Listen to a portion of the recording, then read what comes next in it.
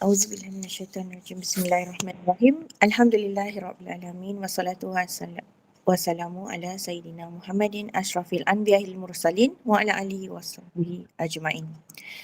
Ya Allah, lapangkanlah dadaku dan mudahkanlah untukku urusanku dan lepaskanlah kekakuanku dari lidahku agar mereka mengerti perkataanku. Amin ya rabbal alamin. Assalamualaikum warahmatullahi wabarakatuh. Ahlan wa sahlan yang dihormati Al-Fadil Ustaz Muhammad Nazri bin Haji Mustaqim, Imam Masjid Negara yang disegani, yang berusaha Ibunda Hajah Rosniati Mansur serta barisan pengurusan Gemenur Iman yang saya kasihi, yang sangat saya alu-alukan hadirin pencinta ilmu dan penginfak istiqamah di Gemenur Iman, pilihan Allah SWT sekalian. Alhamdulillah Allah rezekikan kita untuk bertemu lagi pada pagi 16 Rejab 1445 bersamaan 28 Januari 2024 pada hari Ahad yang berbahagia ini.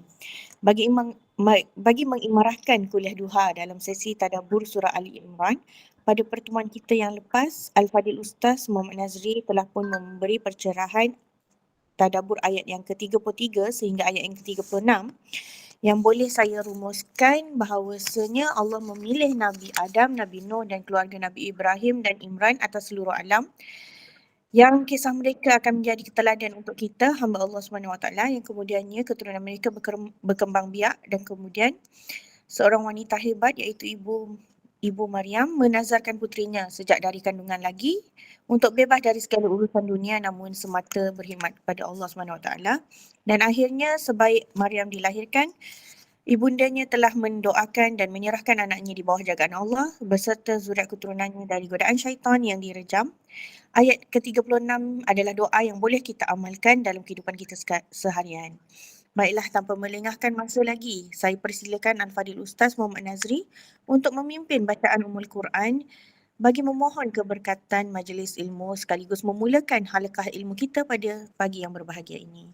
Falyatafadhal mazkura ya Ustaz. A'udzu billahi minasyaitonir rajim. Bismillahirrahmanirrahim.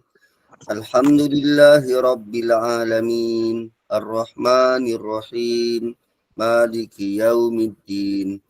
Iyyaka na'budu wa iyyaka nasta'in. Ihdinas siratal mustaqim. Siratal ladzina an'amta 'alaihim ghairil maghdubi 'alaihim waladdallin. Amin. Bismillahirrahmanirrahim. Hari ini kita nak masuk ayat 37 surah Ali Imran. Fataqabbalaha rabbuha biqabulin hasanin wa ambataha nabatan hasana wa kaffalaha Zakaria kullama dakhala 'alaiha Zakaria al-mihrab wajada 'indaha rizqa. Bukan. Sini. Betul lah. Qala ya Maryam anna laki hadha. Qalat huwa min 'indillah. Innallaha yarzuqu man yasha'u bighairi hisab. Saya ingat ada lagi satu ayat. So ayat 37, fataqabbalaha rabbuha biqabulin hasanin wa ambataha nabatan hasana.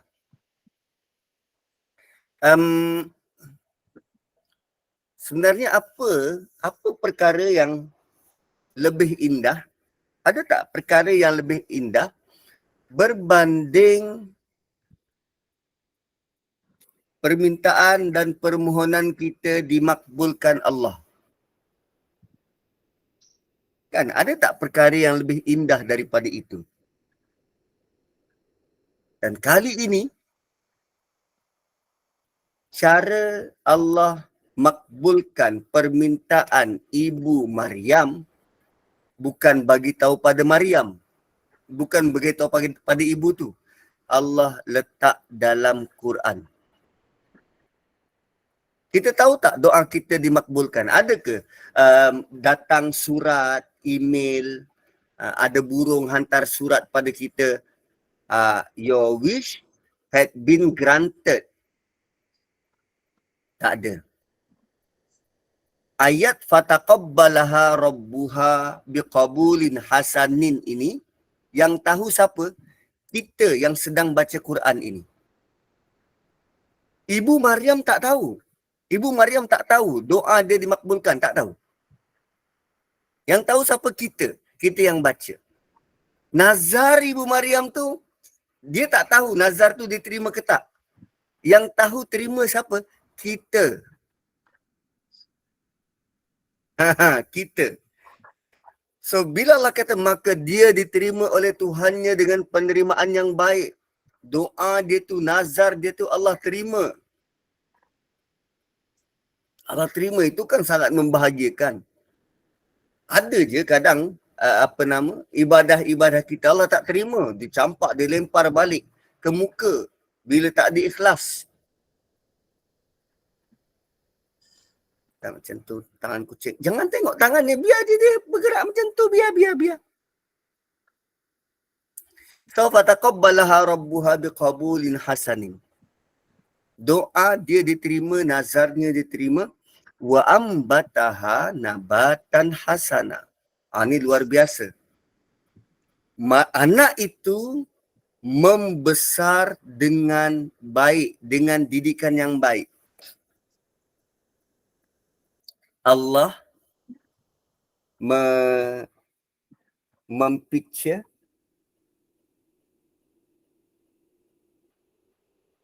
Allah menggambarkan bahawa Maryam ini dididik dan dibesarkan dengan baik menggunakan perkataan yang sama digunakan untuk tumbuhan.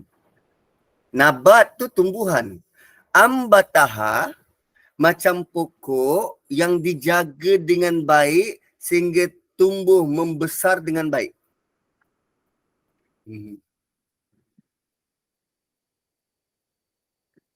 Kenapa Allah guna perkataan untuk tumbuhan bagi menggambarkan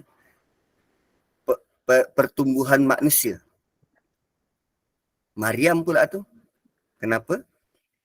Supaya kita, ibu-ibu, bapa-bapa, adik-adik, kakak-kakak, kalau keluar berjalan-jalan tengok pokok, ingat manusia berkembang, tumbuh macam pokok tu. Pokok kalau dijaga dengan baik akan hasilkan buah yang baik. Begitu juga anak kalau kita jaga dengan baik. Tumbuh rumput kita bersihkan. Perlu dibaja. Kalau perlu diracun, diracun. Anak tu janganlah diracun. Kita racun rumput-rumput dekat keliling. Tanah tu perlu digemburkan supaya dia tumbuh dengan baik.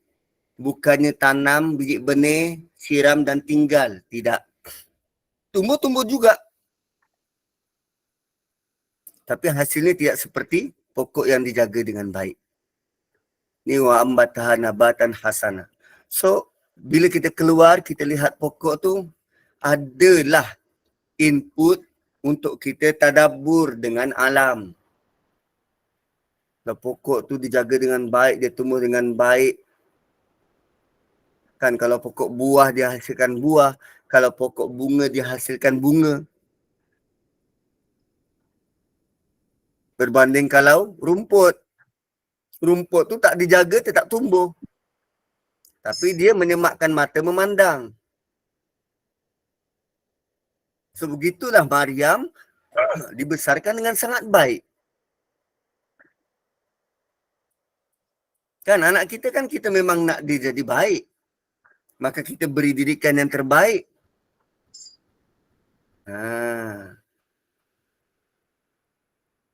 Kan semua orang mahu anak jadi baik, diberi didikan terbaik. Tapi tidak semestinya anak itu akan menjadi baik. Tapi ini kali Allah kata nabatan hasana. Allah yang menjadikan ia baik. Ada contoh anak-anak Nabi yang tak baik. Perangainya begitu. Menjadi ujian kepada bapa dia. Anak-anak Nabi Yaqub misal kata. Kan? Dan kali ini Allah kata, wa ambataha nabatan hasana.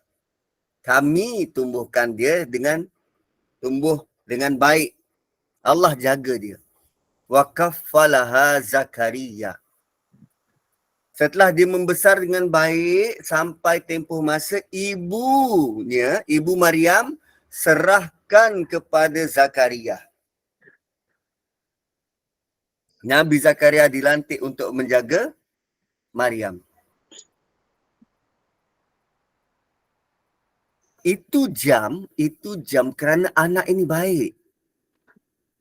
Kan anak ini baik, ramai yang nak jaga Maryam. Sebab Imran, bapa kepada Maryam, sudah meninggal.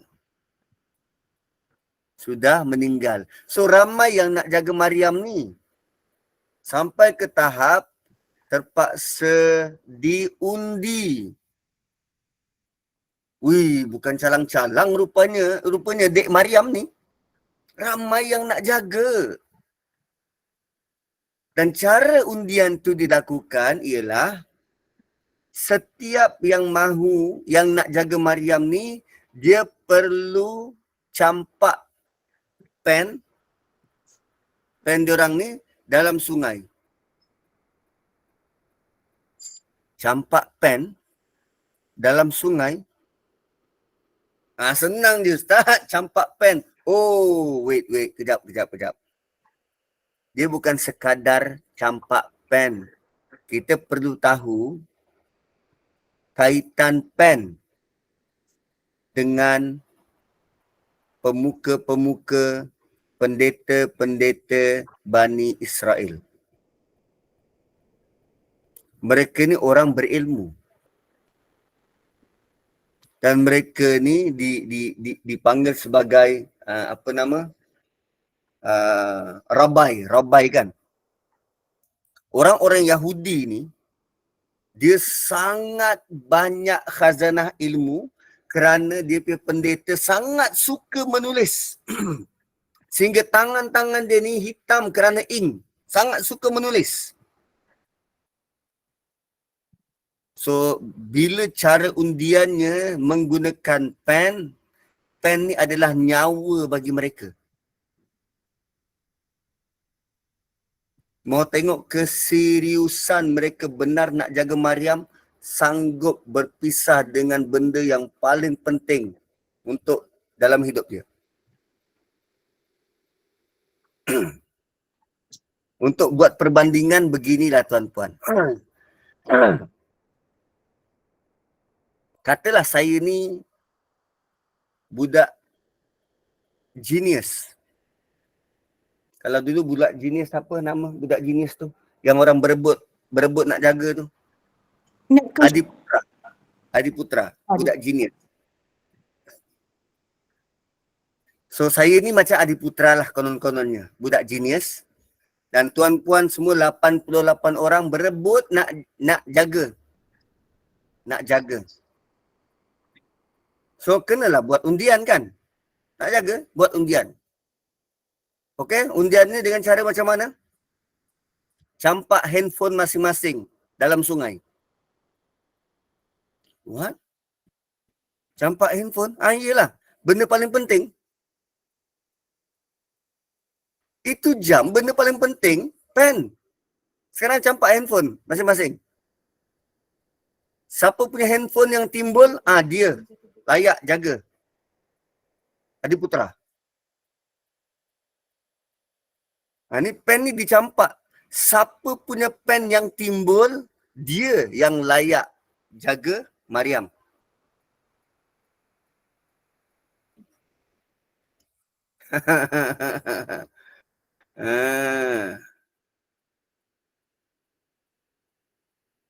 Kan? So benda paling penting. Dan ketika itu hanya pen Nabi Zakaria yang timbul. Dan Nabi Zakaria adalah bapa saudara kepada Maryam. Bapa saudara kepada Maryam. Suami kepada makcik Maryam. Ibu Maryam dia ada adik-beradik. Adik-beradik perempuan. Di adik-beradik perempuan ni lah kahwin dengan Nabi Zakaria. Tu. So pen yang timbul itu dengan kekuasaan dan kehendak Allah. Dengan kata lain, Allah sendiri yang pilih penjaga Maryam, seorang Nabi dan Rasul. Tuan-puan, apa yang kita boleh belajar daripada cerita simple ni? Cerita wa ambataha nabatan hasana. Dia membesar dengan baik, kemudian wakafalaha Zakaria. Kami serahkan kepada Zakaria. Ya, kita tahu bahawa Zakaria itu Nabi. Moral dia begini.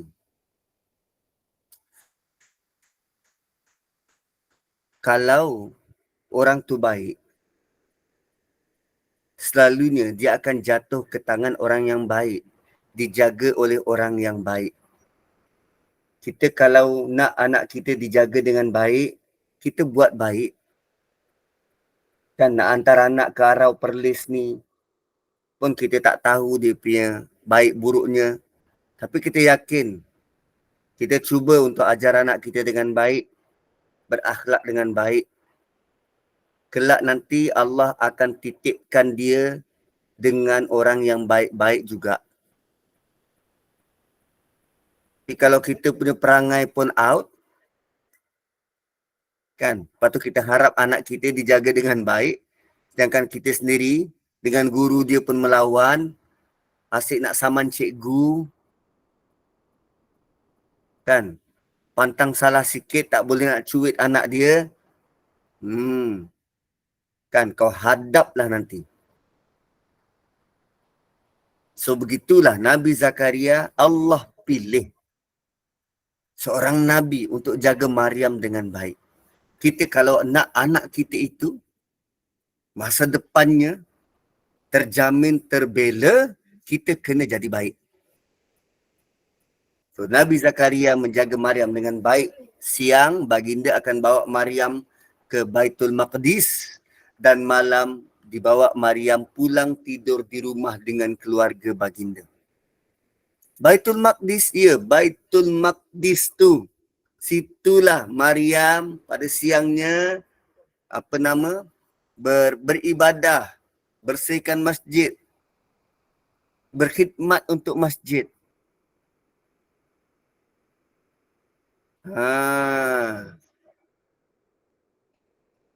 So bila diserahkan, macam kita serahkan anak kita masuk asrama, serah pada warden, cikgu, ini anak saya, cikgu buatlah apa pun, asal jangan patah je. Nak rotan ke, nak cubit ke apa, buatlah. Asal jangan patah, jangan cacat, jangan cedera. Dah. Kan gitu kita punya mak bapak dulu. Pesan pada cikgu. Satu cikgu, tanpa segan silu dia sebat.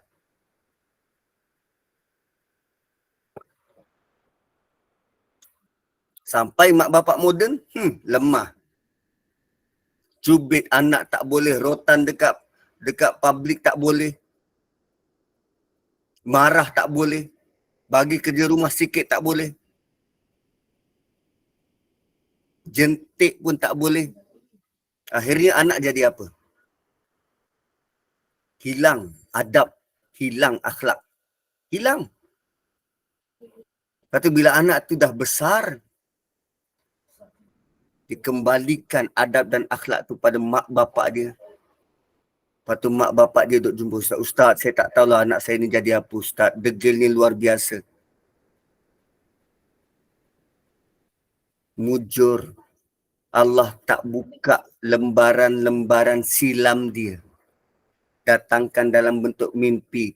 Ini sebab engkau larang guru dia untuk ambil tindakan. Sekarang engkau rasa.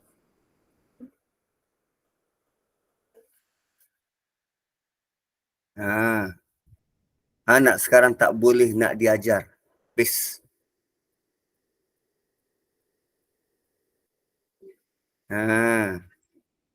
Saya, mak bapak saya jarang rotan. Jarang rotan.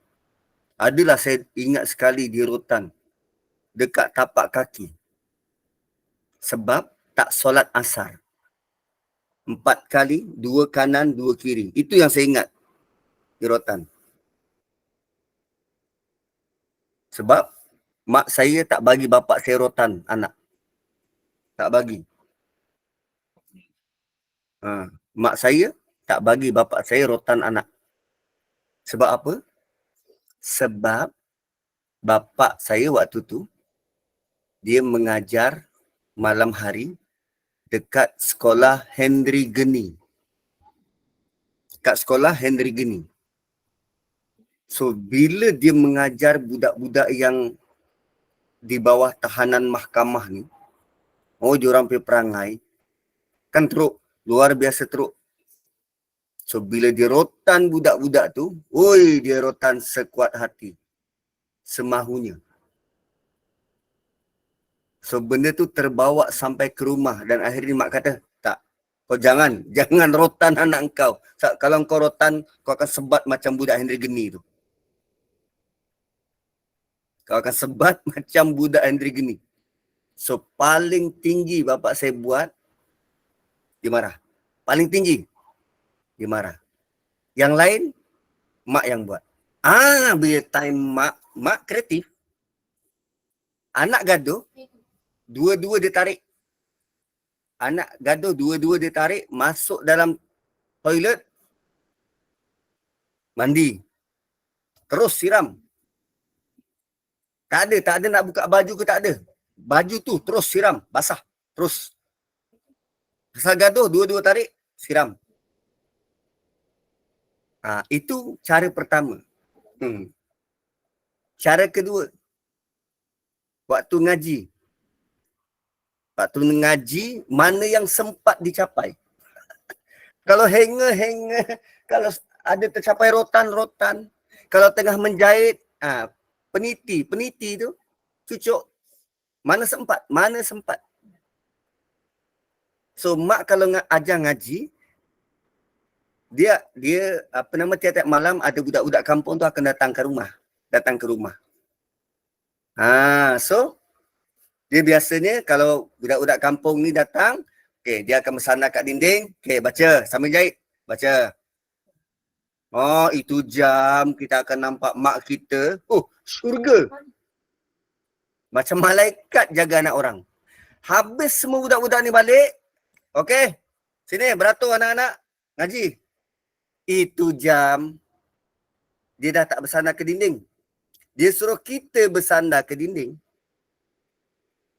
Kenapa? Tak boleh lari. Tak boleh lari, dia sambil menjahit. Kau baca. Salah satu kali dia cuma bunyi tu sudah gerun. Aku salah pula ni. Salah pula. Ngam 3 kali terus. Jarum. Tap.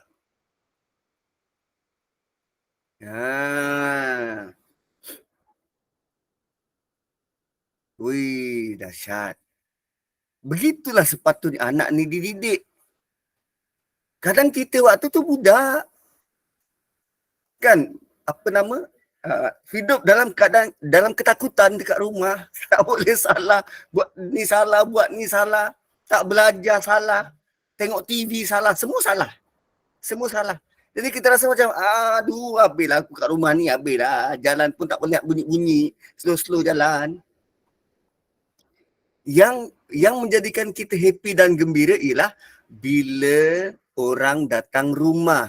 Waktu tu mak kita baik, bapak kita baik, apa pun kita buat, sebab ada tetamu. Waktu tetamu datang rumah tu lah kita konon-konon nak pergi ke depan tengok-tengok tetamu kan. Itu jam kita akan nampak jelingan maut daripada mak.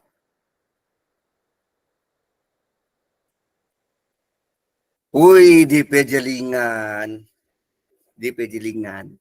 Mak saya akan jeling je. Dia jeling je, terus. Anak-anak terus masuk. Anak sekarang tak. Engkau jeling lah macam mana pun. Dia buat dono. Tapi kita kena buat. Kita kena tunjuk muka kita tak selesa, muka kita marah. Sampai dia rasa malu dan pergi. Ha. Kalau orang rumah saya, mak dia pula, kalau anak-anak dia macam tu, buat perangai macam tu kan, ada tamu sibuk nak dengar semua, mak dia sound. Kau pergi ambil buku nota, kau catat kita orang cakap apa. Lagi pedas kan? Lagi pedih. Kau ambil buku nota, kau catat. Kita orang buat apa? Buat minit. Pen yang kertas. Anak-anak kena didik begitu. Biar menangis sekarang, jangan menangis akan datang. Tu mentua saya selalu nasihatkan tu. Biar menangis sekarang, jangan menangis akan datang. Sebab tentang anak ni tuan-puan, kita ada satu peluang untuk bina dan bentuk dia. Hanya satu peluang. Dia tak ada no second chance. Satu orang anak, satu peluang. So peluang itu kita kena betul-betul buat. Betul-betul buat. So ini bentuk Allah beri gambaran. Ada satu orang kanak-kanak yang dijaga dengan baik, yang doa ibunya dimakbulkan. Doa ibunya dimakbulkan. Bila sebut doa ibu dimakbulkan, ibu-ibu tolong berdoa untuk anak. Tolong berdoa untuk anak. Dan perlu diingat, selalu orang kata, kata-kata tu doa, itu tipu. Itu dia tak faham maksud doa. Kata-kata bukan doa. Saya ke kedai, itu bukan doa. Doa ialah kita minta pada Tuhan. Doa ni permohonan. Dia tak bukan sekadar kata-kata. Apa kita anggap Tuhan ni siapa? Orang suruhan? Asal kita sebut, dia kena buat. Macam tu ke? Rendah sangat engkau pandang Tuhan ni. Kata-kata bukan doa. Engkau kena menjadi level hamba untuk mohon pada Tuhan yang Maha Esa, Maha Perkasa. Kau bukannya bos. Sebut, PA catat. Kan? So, bila dengar orang sebut kata-kata itu adalah doa, bagi tahu dia, kau ingat Tuhan tu sekretarimu? Ma'azallah. Doa, kita meletakkan diri kita penuh pengharapan pada Allah. Permohonan kita sungguh-sungguh. Kita punya me time dengan Tuhan. Dia bukan berdoa sambil hati ke mana-mana dan dalam keadaan lalai mulut saja mengucapkan. Tidak. Tidak. Lihat saja bagaimana doa Ibu Maryam. Inni nazartu laka ma fi batni muharrara. Dan itu juga indicates orang-orang yang sedang mengandung ini, doanya itu berharga. Maka lihatlah orang-orang yang mengandung dengan penuh kasih sayang.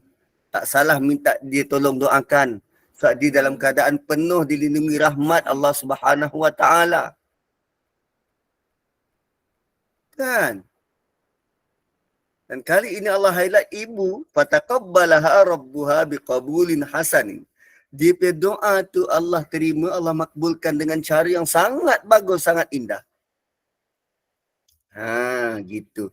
So kemudian kullama dakhala 'alaiha Zakaria al-mihrab. Setiap kali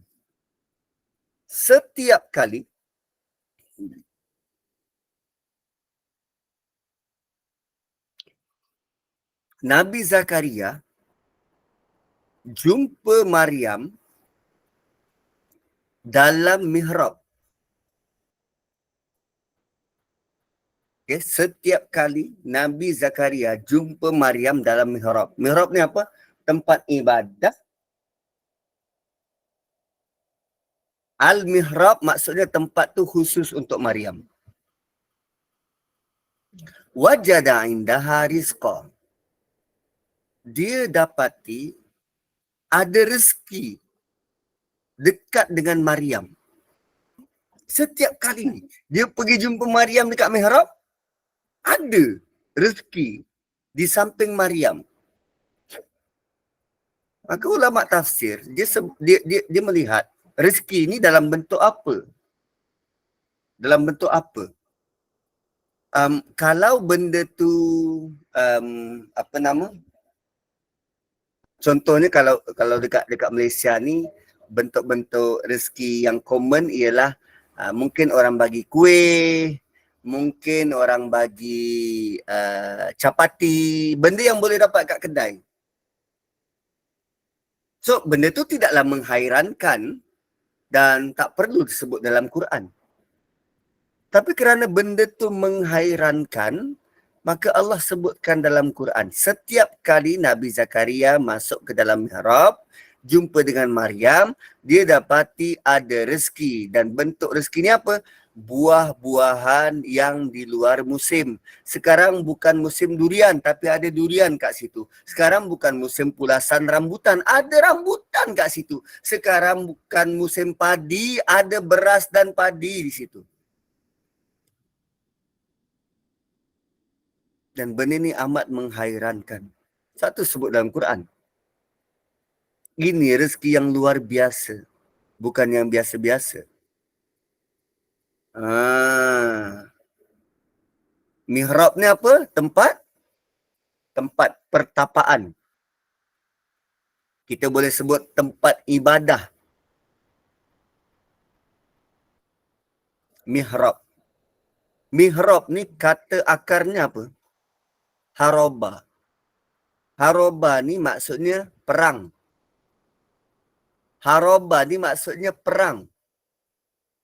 So disebut mihrab kerana tempat itu tempat untuk bersendiri, berperang dengan nafsu dan bisikan syaitan yang akan ganggu manusia. Selalunya yang bertapa ni lelaki. Dia tak berlaku pada wanita kecuali bagi Maryam sahaja. Ibu-ibu pernah bertapa? Tak pernah kan? Cuba tanya suami. Boleh bertapa? Satu beza antara perempuan, wanita dan lelaki ni pada kotak-kotak dia tu. Kotak-kotaknya. Lelaki ni tuan-puan, cara dia berfikir, dia ada kotak. Dia ada boxes dia, kotak. Dia ada kotak hobi, dia ada kotak kerja, dia ada kotak rumah, dia ada kotak khas isteri. Ada kotak khas isteri, kotak anak-anak. Dan dia ada kotak dia yang paling special. Kotak kosong. Itu paling special. Bila dia duduk kat kotak tu, dia kosong. Dia kosong. Dia tak buat apa-apa. Dia boleh menong macam tu lama. Kosong. Sebab dia setengah duduk dalam kotak kosong dia tu. Saat tu kadang panggil suami 2-3 kali. Tak nyaut. Saat dia sedang dalam kotak kosong dia tu. Berbeza dengan wanita. Wanita, dia tak ada boxes. Dia tak ada kotak-kotak. Dia hanya ada satu kotak dan semua benda dalam kotak tu. Sebab tu wanita, cara dia berfikir, dia lebih cepat menghubungkan antara satu benda dengan benda yang lain sebab benda tu ada dalam satu kotak. Punyalah banyak benda yang dia nak fikir sebab dalam satu kotak, dia akan jadi macam overthinking. Itu nak fikir ni, nak fikir sebab sampai serabut lah. Sampai serabut. So all in. Semua dalam satu kotak. Tapi benda yang dia nak cari ada dalam tu. Lelaki pula cuba suruh dia cari benda. Kan tak jumpa sebab ada dalam kotak lain dan dia tak tahu kotak tu kat mana. Dia cek kotak ni, tak ada. Cek kotak ni, tak ada. Cek dalam kotak isteri, tak ada. Tak ada yang nama ni anniversary tu, tak ada. Lupakan. Macam tu. Tapi wanita semua ada dalam satu kotak. So senang. Senang. Dicari tu cari ni senang. Satu lelaki, dia lebih mudah bertapa. Bertapa ni duduk saja. Tapi dalam pada duduk saja, dia kena melawan rasa letih, rasa penat, rasa bosan, rasa fikir yang macam-macam. Semuanya ditahan supaya terus dapat ingat Tuhan. Tu bertapa. Tu haraba, berperang dengan kehendak diri, tahan. Dan sebab itulah tuan-puan, kalau jadi imam, depan imam tu disebut mihrab.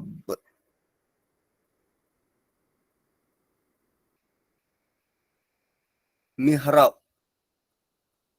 Kenapa? Kita bila solat, kita sedang berperang dengan diri untuk kekal ingat Allah.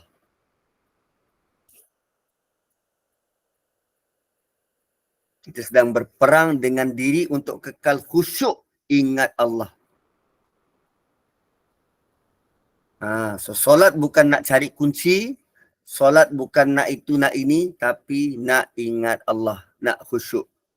Tu maksud mihrab.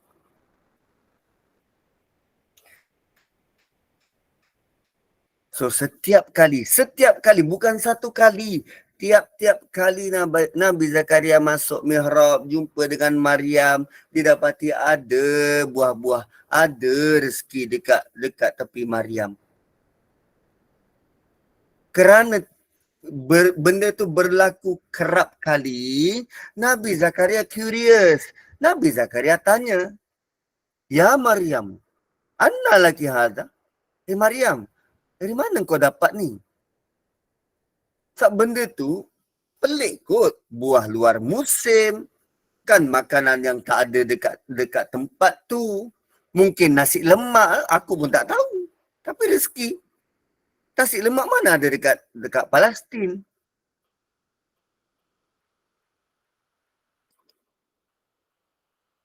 Ya.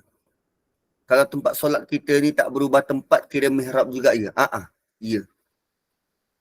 Apa yang dekat depan kita itulah mihrab kan. So, benda tu sangat menghairankan Nabi Zakaria. Dia yang jaga dan lazimnya makanan-makanan dia yang sediakan, dia yang hantar. Tapi daripada mana datang rezeki-rezeki yang lain ni? Kan buah-buahan ni. Dan seorang Nabi dah tentu benda-benda yang luar biasa ni dia akan biasa tengok. Nabi kot. Kan mereka dah tentu biasa dengan mukjizat-mukjizat. Tapi baginda hairan benda tu berlaku pada Maryam. Sebab tu dia tanya, "Kau dapat dari mana ni Maryam?" Dan Maryam jawab dengan penuh santunnya, "Huwa min indillah." Ia dari Allah. Ia dari Allah. Ini yang kita kena belajar. Kita dapat rezeki besar dari Allah. Kan? Nazri dapat rezeki besar dari Allah. Apa dia? Boleh mendengar, belajar dan boleh mengajar. Tadabbur. Lalu orang rasa, "Wah, best lah Ustaz. Gini Ustaz. Kami tertunggu-tunggulah Ustaz. Best lah Ustaz." Kan orang takjub, seronok dan gembira. Dan orang tanya, "Anna lagi hadha?" Dapat dari mana ni Ustaz? Best lah Ustaz. Untuk jawab, huwa min indillah itu. Untuk jawab, huwa min indillah. Ini datang dari Allah. Itu yang kena sedar dan kena belajar. Jawapan simple je dari Maryam. Tapi jawapan itulah yang menyelamatkan dia daripada rasa, tengok Aku tak macam orang lain. Aku kalau ibadah, aku memang khusyuk. Sampai Allah sendiri turunkan rezeki. Aku special kot. Aku dari keluarga yang baik-baik. Aku ustaz kot, Imam Masjid Negara. Tak. Dia tak ada jawapan yang lebih tepat berbanding jawapan ini. Huwa min indillah. Ini semua datang dari Allah. Ini semua rezeki datang dari Allah. Dan kadang rezeki itu datang tanpa kita ikhtiar apa-apa pun. Tanpa ikhtiar apa-apa pun. Kan, orang-orang kaya, anak orang kaya, apa ikhtiar dia, apa yang dia buat, apa yang dia pernah usahakan, apa jasa dia pada alam ini sehingga dia layak hidup sebagai anak orang kaya. Tak ada. Anak raja misal kata. Semua datang dari Allah. Huwa min indillah. Semua datang dari Allah. Allah bagi. Ya, anak saya Hauna tu, dia ni tak tahulah dia belajar macam mana, datang dari mana. Tapi cara dia jawab tu spontan. Waktu tu, apa, dia punya sepupu-sepupu puji dia. Rambut kakak dia ni ikal. Rambut dia pula tak, rambut dia lurus. Rambut dia macam kena rebonding tu, lurus. So, bila lurus dan nipis, dia sangat ringan. Rambut tu sangat ringan. Jadi kalau dia buat macam iklan shampoo tu, so rambut tu macam terbuai-buai. Jadi sepupu-sepupu dia saja ngusik. Wah, Huna, cantiklah rambut, terbuai-buai macam tu Huna. Best lah Huna, cantik rambut. Apa tips Huna jaga rambut? Apa tips Huna jaga rambut? Dia jawab, tanpa fikir, dijawab dia, tak ada tips-tips. Ini semua Allah yang bagi. Tak ada tips-tips. Ini Allah yang bagi. Wah, anak imam. Anak imam. Hal itu dijawab. Itu dia jawab. Huwa min indillah. So, kita kena encourage diri sendiri, anak-anak, keluarga kita. Apapun kita terima ujian, sebut saja begini. Huwa min indillah. Ini Allah yang beri. Ada juga yang guna apa? Hadza min fadli Rabbi. Ini semua daripada fadlun, bonus yang Allah beri.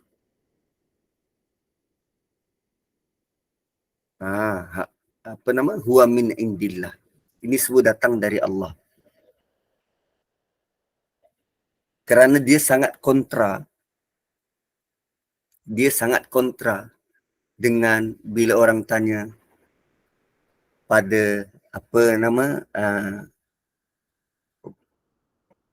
orang yang berjaya kan. Katalah dia berjaya dapat keputusan SPM yang memberangsangkan. Ambil 18 subjek, 18 A. Wah, bila ditanya, ini adalah hasil daripada saya selalu berjaga malam. Saya study, saya buat revision, saya hormat guru. Semua tentang saya. Semua tentang usaha dia. Sedangkan yang bagi siapa? Min indillah. Kesannya kita nampak kehidupan orang tu sekarang macam mana? Semua tentang saya dan saya buat ni, saya buat ni, saya buat ni. Okey, kau buat, Allah bagi. Berbeza dengan bila yang kata ini dari Allah. Sama juga kalau kita perasan ketika Zulkarnain mengulas tentang pencapaian dia membina tembok. Pencapaian dia membina tembok. Dia kata apa? Ini dari Allah. Habis siap dia bina tembok, dia seolah-olah macam ada wartawan tanya, "Kau macam mana, Tuan? Sultan Zulkarnain berjaya membina tembok ni. Ini satu lagi pencapaian kerajaan." Siapa komen daripada Tuan? Hadza min indillah. Dia jawab, ini semua datang dari Allah. Dia mengembalikan seluruh kredit puji dan syukur kepada Allah. Karena Allah yang beri. Inna Allah yarzuqu man yasha'u bighairi hisab. Kita sedang belajar daripada kanak-kanak ini. Kita sedang belajar dari Maryam. Sungguh Allah yang beri rezeki pada siapa yang dia mahu. Tanpa dia kira.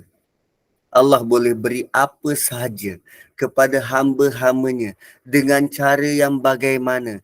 Sama ada benda tu boleh difikir dengan akal atau tak tergambar oleh akal. Allah tak pernah kira pun pemberian apa yang dia beri, dan dia boleh beri apa sahaja. Kadang kita rasa kagum dengan orang yang boleh menulis dengan sangat baik, sehingga sebelum ini kita nak menyampaikan benda yang sama, tapi kita tak jumpa ayat, dan orang itu boleh tulis dan boleh gambarkan apa dalam fikiran kita. Kita sangat kagum. Rupanya Allah yang beri.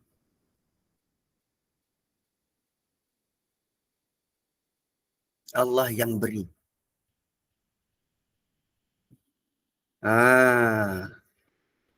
Tapi kita kagum dengan orang, kita tak kagum dengan Allah.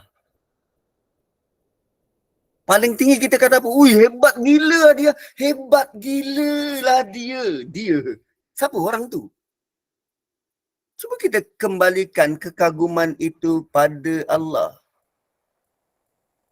Itulah bentuk tasbih. Terus menyucikan Allah. Setakat kagum pada makhluk, tak ke mana. Satu, jangan kagum dengan makhluk. Jangan kagum dengan saya. Tak. Kerana makhluk ni lemah. Ya, kita mula-mula kita kagum. Oh, hebatlah dia gini. Sampai nanti satu masa, kita jumpa kelemahan dia. Dia sama je dengan orang lain. Lelaki semua sama. Pernah dengar ayat tu? Lelaki semua sama. Itu jam seluruh rasa kekaguman kita runtuh. Dan kita menjauhi dia. Hilang, rasa kagum tu hilang. Walaupun selepas itu dia buat perkara-perkara yang kita kagum, kita tak layan dah. Kita hanya nampak side hitam tu. Kan? Berbeza kalau kita meletakkan kekaguman tu terus kembali pada Allah. Ya Allah, hebat betul kau mencipta insan yang macam ni. Semua pada Allah.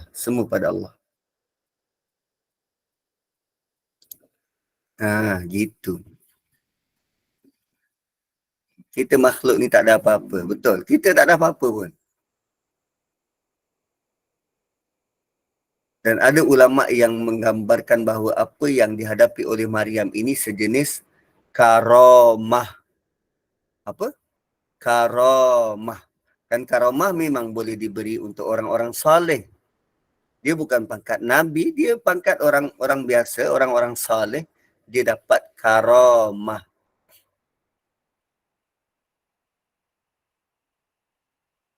Tapi yang peliknya manusia ini, bila dia nampak orang tu dapat karamah, dia kagum pada orang tu. Ui, Tok Wali boleh berjalan atas air, lalu hujan tak basah. Ialah sebab member pakai payung memang tak basah.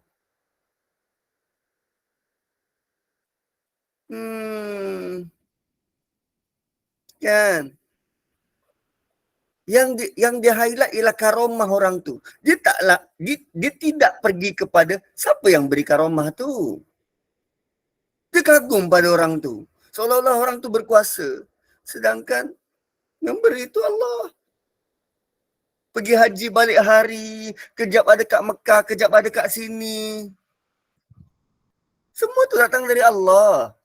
Tuhan yang sama. Doa sajalah pada Allah. Kekallah bertakwa. Takutlah pada Allah. Jagalah diri.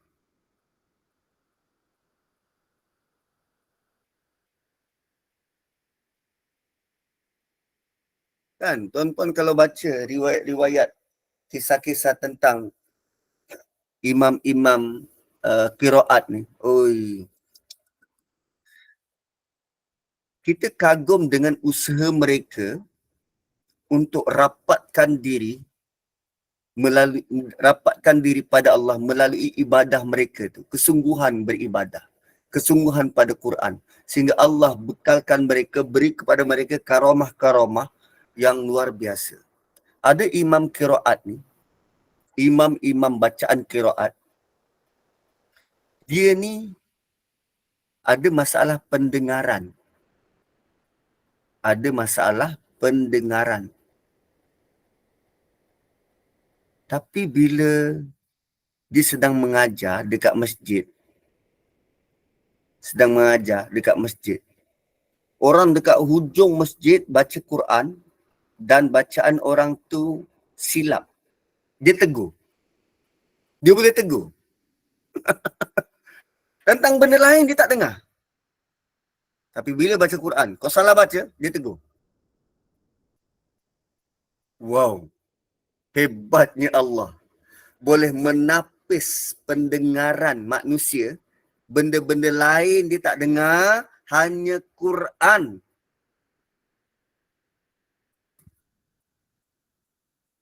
Tapi kita, bila dibaca Quran, kita tukar channel nak dengar benda lain kan? Kita tak dapatlah taufik macam tu, tak dapat taufik macam tu. Hanya nak dengar Quran je. Tapi kita hanya nak dengar gosip je. Kita nak dengar. Semua nak dengar. Sampai mak kita jegilkan mata kan.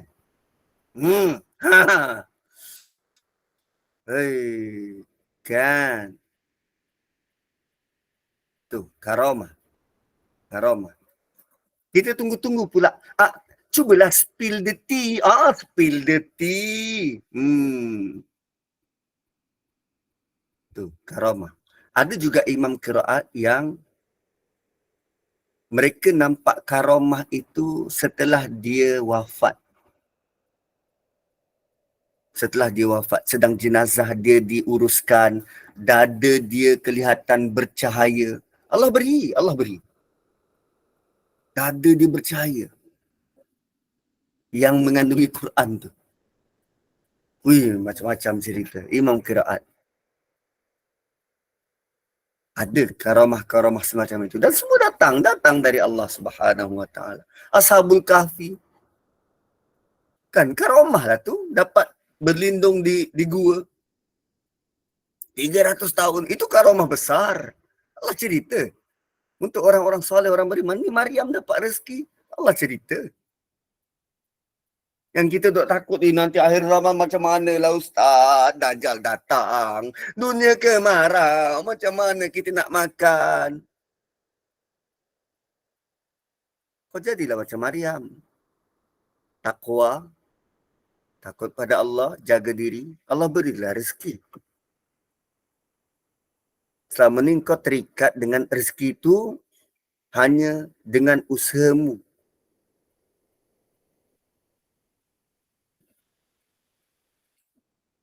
Satu orang beriman ni dia tak risau. Tak risau tentang rezeki. Allah beri. Allah yang beri. Dia tak perlu nak mereka perkataan, memang Ustaz, wang bukan segalanya, tapi tanpa wang rasa macam nak mati. Aku tak risau. Rezeki Allah yang beri. Tak gitu. Kalau gitu, Ustaz letak jawatan sekarang. Kita nak tengok bulan depan tak ada gaji, Ustaz boleh hidup tak? Itu bunuh diri. Allah suruh kita usaha. Kenapa bila dah ada jalan usaha, kita nak berhenti dan konon-konon rezeki datang dari Tuhan. Itu gila. Itu gila. Allah suruh kita bekerja, berusaha. Saya berusaha macam mana pun, jika Allah tak beri, tak beri. Tapi usaha itu bukan untuk rezeki. Usaha itu sebab patuh perintah Tuhan. Allah suruh kita buat sesuatu. Aku sedang patuh perintahmu, ya Allah. Aku sedang berusaha. Rezeki itu nanti kau yang beri. Kan? Punyalah. Rezeki itu Allah yang beri. Masa juga Allah beri. 9.35, kita stop dulu. Kita jumpa esok. Barakallahu li wa lakum. Kembali kepada moderator.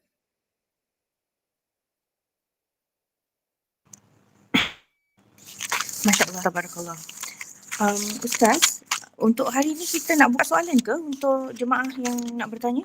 Boleh, Sebab 3 je. Minggu lepas aku buka soalan, lepas tu tak dikawal sampai pukul berapa? Korang kan? 3 je. Okay, baik. Ustaz buka 3 soalan untuk jemaah. Puan Latifah nak bertanyakan soalan tu? Nampaknya dah angkat tangan. 3 je. Siapa nak tambah tu? Kena Kena buat appointment. Oh, kejap. Minggu lepas ada orang tanya begini tentang masalah rumah tangga dia. Cuma sebab saya bukannya kaunselor masalah rumah tangga, jadi saya takut memberi idea ataupun memberi jalan penyelesaian. Sebab saya tak tahu masalah sebenar dan tak dapat gambaran sebenar. Jadi takut-takut kalau saya beri itu, dia akan sama ada dia boleh mendatangkan kebaikan, juga mendatangkan keburukan. Saya takut jadi macam tu. So, apa yang saya dapat nasihat daripada Syekh Muhaimin berkaitan dengan rumah tangga ni, Allah ada sebut dekat surah An-Nisa. Sekejap.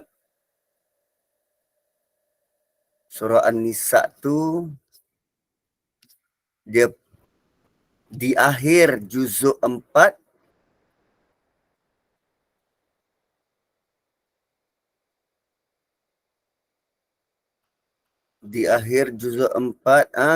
ni. Okey. Ayat 19. Okey, ayat 19. Kita nak tengok apa maksud ayat 19 ni. Wahai orang beriman, ini nasihat daripada Allah tentang orang yang menghadapi mungkin kemelut dalam rumah tangga. Okay? Wahai orang beriman, tak halal bagi kamu mewarisi wanita dengan jalan paksa. Maksud mewarisi ni, kalau bapa dia meninggal, anak dia mewarisi mak tu. Tak boleh. Ataupun kalau abang dia, suami dia meninggal, kita paksa wanita tu kahwin dengan kita. Jangan paksa, tak boleh.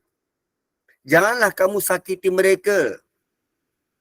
Wanita yang dah bercerai tu, meninggal suami dia. Kerana kamu nak mengambil balik sebahagian dari apa yang telah kamu berikan. Ini dalam kes perceraian mungkin. Jangan paksa, jangan sakiti mereka. Kita dah beri hantaran-hantaran tu, tuntut balik, kahwin dah 50 tahun, tuntut balik hantaran. Jangan. Kecuali mereka lakukan perbuatan yang keji dan yang nyata, dia curang. Kalau perempuan dia curang, okey, bolehlah tuntut ganti rugi.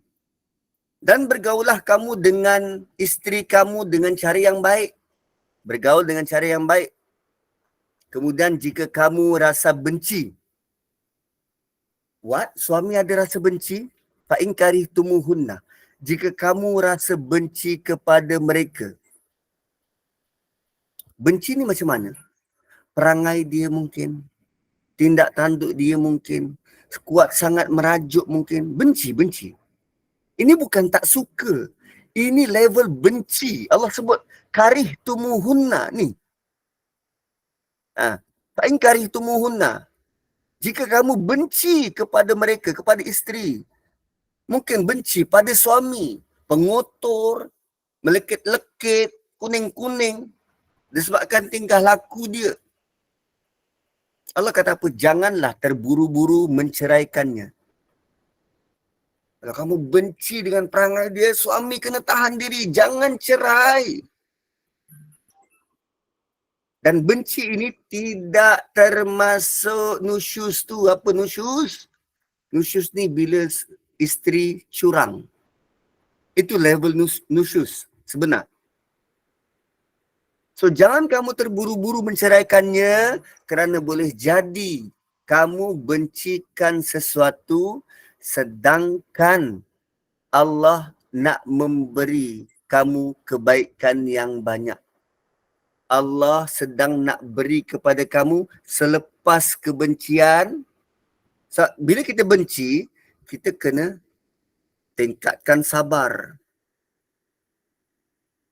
Tingkatkan sabar kan? So, bila cukup tingkat kesabaran kita tu, Allah akan beri kita kebaikan yang banyak. Khairan katsira. Kebaikan yang banyak. Untuk perbandingan, ada ayat lain Allah sebut begini. Wa asa an takrahu syai'a wa huwa khairul lakum wa asa an tuhibbu syai'a wa huwa syarrul lakum.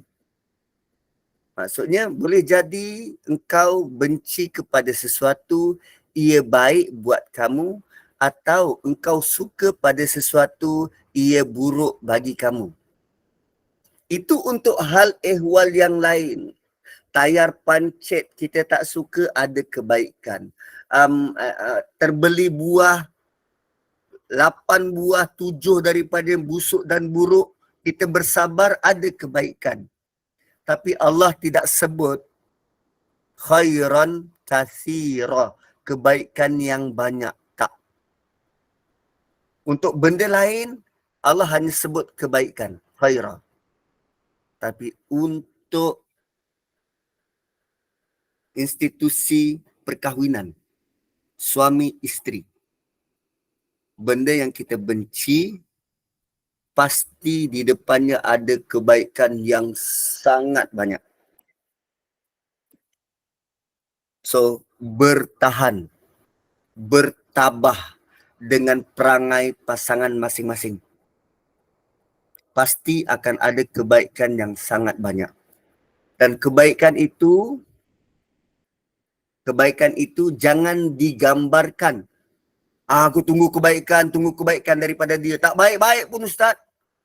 Sebab kalau kita menggambarkan kebaikan tu datang daripada orang tu, kita akan terlepas pandang dengan kebaikan daripada sekeliling. Ada orang yang suami dia tak layan dia dengan baik, tapi anak-anak dia, jiran-jiran dia, kawan-kawan dia. Tapi kerana tumpuannya hanya pada suami, dia tak nampak kebaikan anak-anak, tak nampak kebaikan jiran-jiran ni. Sedangkan Allah datangkan kebaikan yang banyak daripada keliling dia. Tapi bila dia dah terus narrowing her mind ke his mind, dia hanya nampak situ je. So, lepaskan dirimu daripada rantaian itu. Sebab bila kita hanya tumpu pada satu fokus pada satu masalah tu, akhirnya kita gagal untuk bersyukur kepada kebaikan yang sangat banyak daripada Allah. Gitu. Okay, itu soalan pertama. Minggu lepas punya soalan. Okay, next. Baik, silakan jemaah untuk bertanya soalan. Sebelum saya... Assalamualaikum. Ustaz, Waalaikumsalam. Ustaz tadi Ustaz cakap macam kata-kata tu kan, jangan simply kata-kata tu adalah doa kan Ustaz. Tetapi kalau kata-kata itu keluar daripada mulut seorang ibu, doa ibu ni tak dihijabkan Ustaz. Betul? Tapi adakah kata-kata tu ibu tu juga adalah satu doa? Sebabnya saya pernah dengar macam ni. Ibu ni dinasihatkan supaya sentiasa mengawal mulut kerana setiap kata-katanya adalah doa untuk anak-anak dia. Ini kerana walaupun sejak mana ibu tu sekalipun Allah menjadikan mulut dia tu makbul doa. Wallahualam. Jadi macam mana Ustaz Kata-kata tu kalau tak kata keluar daripada hati macam kita berdoa bersungguh-sungguh tu, kalau keluar yang daripada mulut ibu tu kata-kata yang yang tak baik tu macam mana Ustaz Perkataan ibu yang disusuri dengan pengharapan pada Allah itu baru doa. Misalkan mak kata alam, kau ni bodoh ha? Itu makian, bukan doa. Itu mak kita maki dengan emosi. Jangan mak, nanti betul bodoh. Dah tak belajar, memanglah bodoh. Lepas cakap tu bukan doa. Tak. Okey. Kalau kita kata kata-kata tu doa, dia macam ni. Katalah saya ini PA kepada bos saya. So bos saya pesan, kita nak masuk meeting. Apa saja aku cakap, engkau rekod dan jadikan minit mesyuarat. So bos saya pun cakap gini, direkod. Bos dia kata, aku baru balik daripada ni. Ya, dalam mesyuarat kan kadang berborak-borak, kadang bagi tahu situasi, nak menerangkan situasi. Dia sebut tentang main golf, dia sebut tentang pergi pasar, dia sebut tentang anak dia. Semua direkod. Semua direkod. Kata-kata kita memang direkod oleh Allah. Tetapi untuk simply kata, itu doa, tidak. Kita tak ada pun minta pada Tuhan. Tidak. Dan Allah tidaklah naif semacam itu untuk kata, ya, ini doa dia ni, ini doa dia ni. What? Saya terlepas cakap, lepas tu betul-betul jadi. Tak. Itu bukan sebab perkataan kita. Itu memang Allah mahu dia jadi macam tu. Orang kata mulut masin. Tak. Itu memang Allah mahu dia jadi macam tu. Dan dia tidak berlaku pada semua orang. Kecuali ada orang-orang yang Allah pilih. Itu exceptional. Itu lain. Contoh. Dia lazim istighfar pada Allah satu hari 30,000 kali.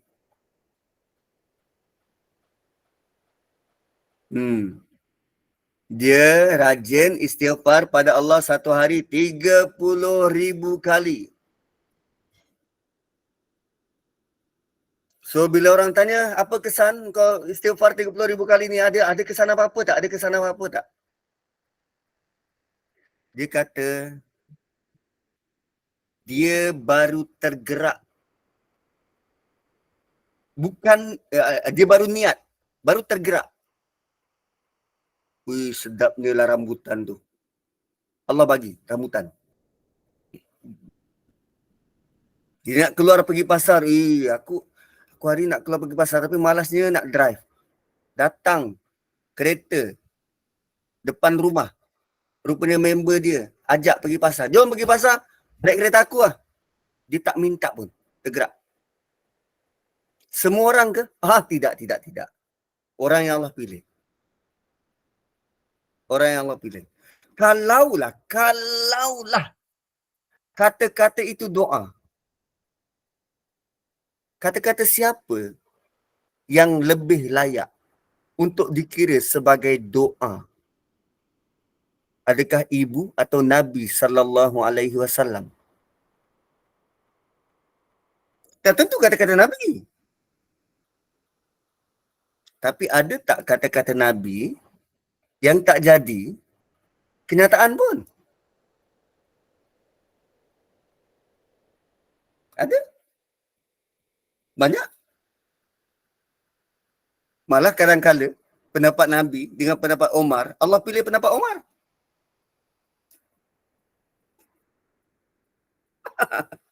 Kan? So, kata-kata bukan doa. Bukan doa. Bila dia jadi, yang kita kata, mulut masin, mulut masin. Itu Allah nak uji je. Kan selalu kita solat malam.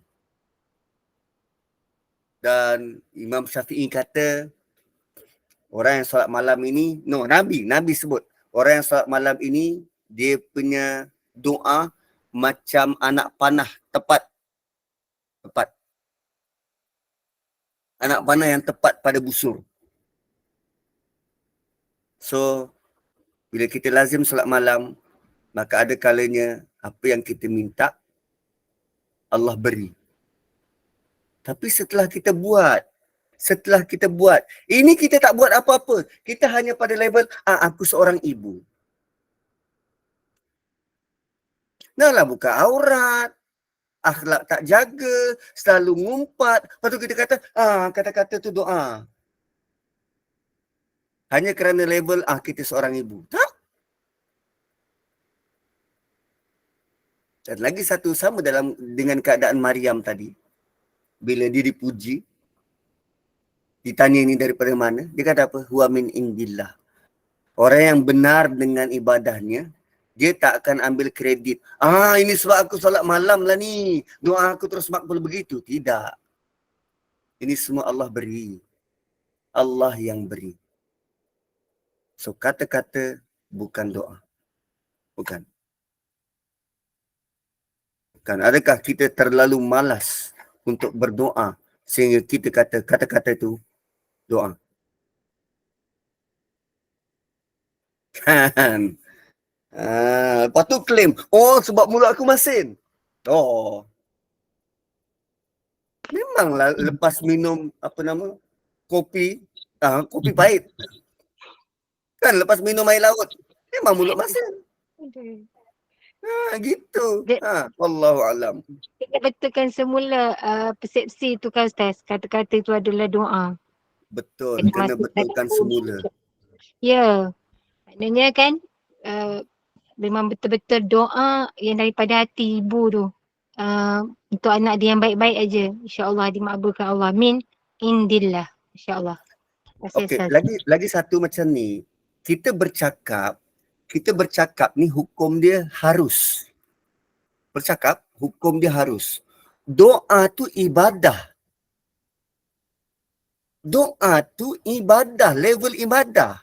Kita bercakap ni bukan ibadah pun. Bukan pada level ibadah. Tapi doa tu ialah satu bentuk ibadah. Dan doa tertinggi ialah solat. Kita nak sama levelkan ibadah dengan benda yang biasa. Teruk sangat kita faham pada agama ni. Teruk sangat pemahaman kita pada agama. Tak sama. Itu macam langit dengan bumi tu tak sama, jauh. Kan banyak-banyak jauh, ini paling jauh. Itu. Wallahu alam. Okey, soalan terakhir. Ustaz ada soalan di dalam chat. Chat. Dai rambut tu kan. Ustaz, dai rambut dosa tak? Dai rambut. Untuk cantikkan diri. Dai rambut dosa tak Ustaz untuk cantikkan diri? Boleh je. Untuk perempuan kan tak ada masalah. Tapi kalau lelaki buat, tu yang jadi masalah tu. Kalau perempuan tak apa sebab dia nak cantikkan diri. Tapi memang cantik kalau dari rambut ni. Ada suami yang suka Ustaz? Oh, ada suami yang suka. Yelah, rambut macam traffic light kan. Ada merah, ada Suami tak hijau, ada kuning. Dah suami dia suka nak macam mana? Taste orang kan berbeza-beza. Kan, tapi kadang pakai apa?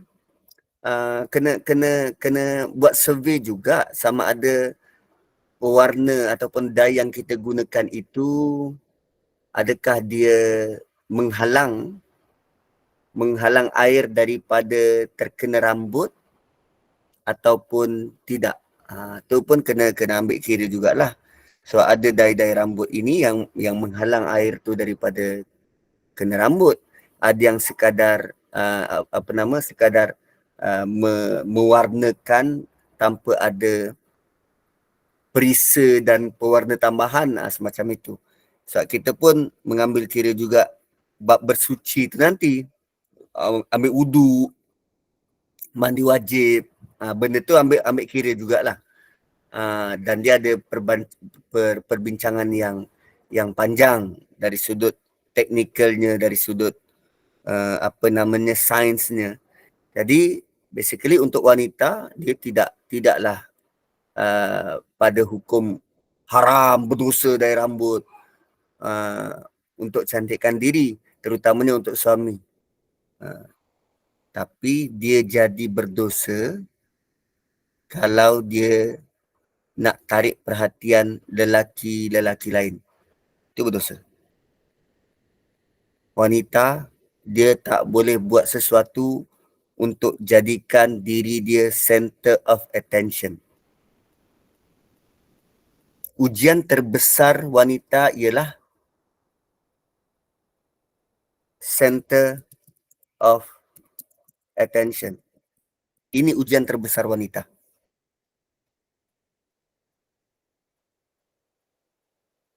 Kalau dia nak menonjol supaya lelaki bukan ajnabi dia ni tengok, itu berdosa. Tapi itulah menjadi kegemaran bagi manusia. Mahu diri diperhati, mahu diri diberi perhatian.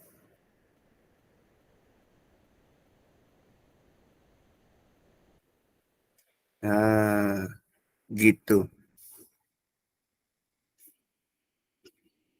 Dan ujiannya ialah nak center of attention.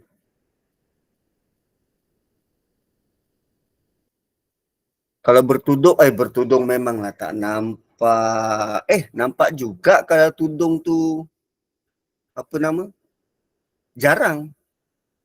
Bukan sedikit wanita bertudung jarang. Kita nampak dia punya sanggul dia tu. Kan? Nampak? Ada juga tudung, lepas tu tak pakai anak tudung. Kan? Dia pakai tudung bawal. Bawal ke apa entah namanya, siakap ke, tudung siakap. Lepas tu tak pakai anak tudung, kan terkeluar-keluar rambut dia tu. Ada rambut pink ada. Tu tidaklah menutup dengan baik. Nampak leher. Alasannya apa? Panas. Ingat api neraka tu sejuk.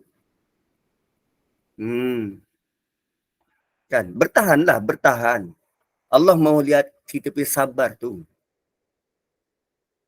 Sebab ujian-ujian ini dia perlu disaluti dengan sabar.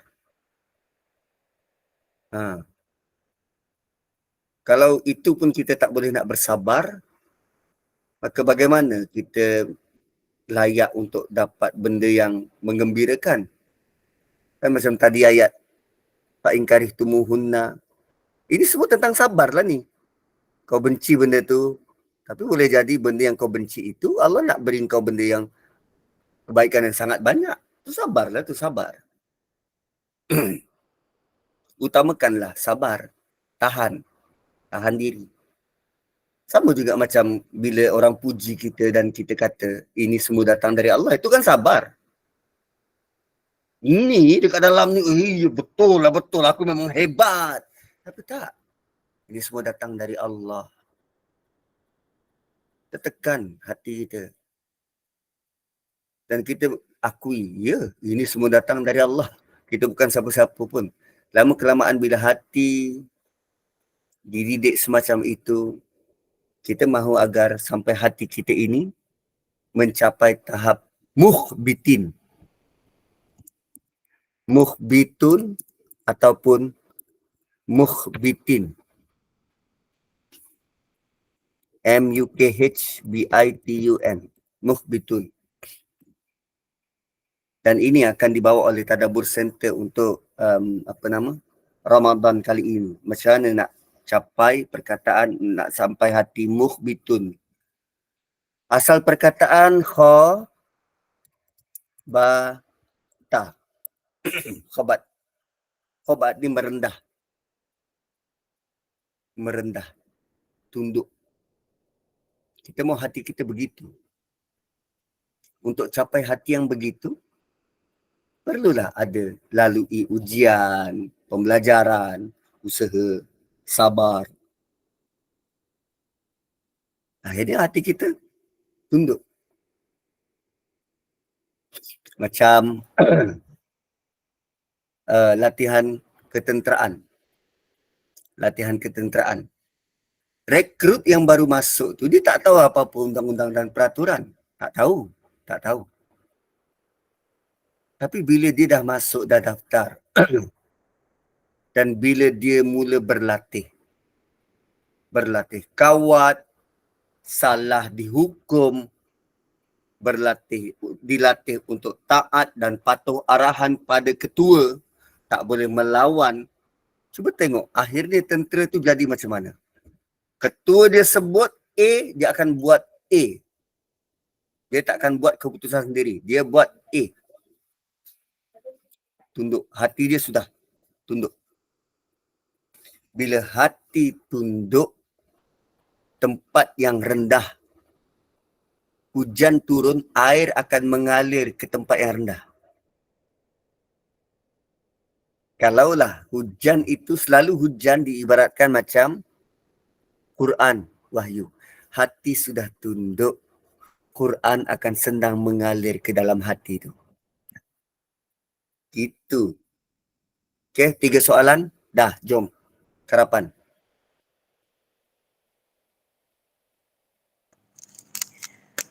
Alhamdulillah, majlis ilmu kita berjalan lancar dan diharapkan semoga kita dapat kefahaman ilmu anugerah Allah yang membimbing kita di atas jalan yang benar serta jauh dari menjadi hamba yang tersesat.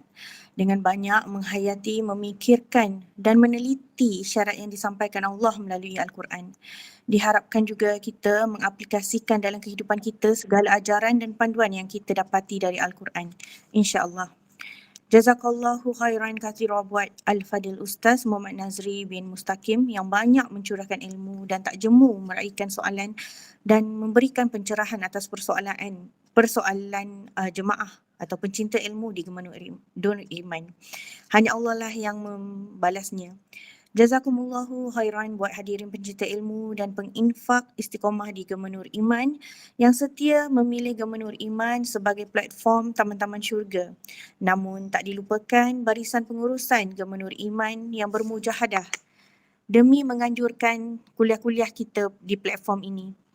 Saya mengharapkan kita terpilih lagi untuk mengimarahkan kuliah Maghrib pada pukul 8 nanti bersama Ustazah Afzan binti Abdul Manap dengan kitab fiqh Idaman Penuntut. Saya Adik Irma binti Sukir, moderator bertugas mewakili pengurusan Gemanur Iman, memohon maaf atas khilaf dan kelemahan dalam menguruskan atau mengacarakan majlis ilmu pada pagi ini. Bagi menangguhkan majlis yang penuh barakah ini, sekali lagi saya mohon Al-Fadil Ustaz membacakan tasawif kafarah dan suratul As sebagai penutup kuliah duha kita. Dan sehingga kita bertemu lagi, saya akhiri kata dengan lafaz mulia. Wabillahi taufiq wal hidayah. Assalamualaikum warahmatullahi wabarakatuh. Subhanakallahumma bihamdik nashhadu an la ilaha illa anta wa nastaghfiruka wa natubu ilaik. Wal 'asri innal insana lafi khusr illa alladhina amanu wa 'amilus solihat wa tawasaw bil haqqi wa tawasaw bis sabr.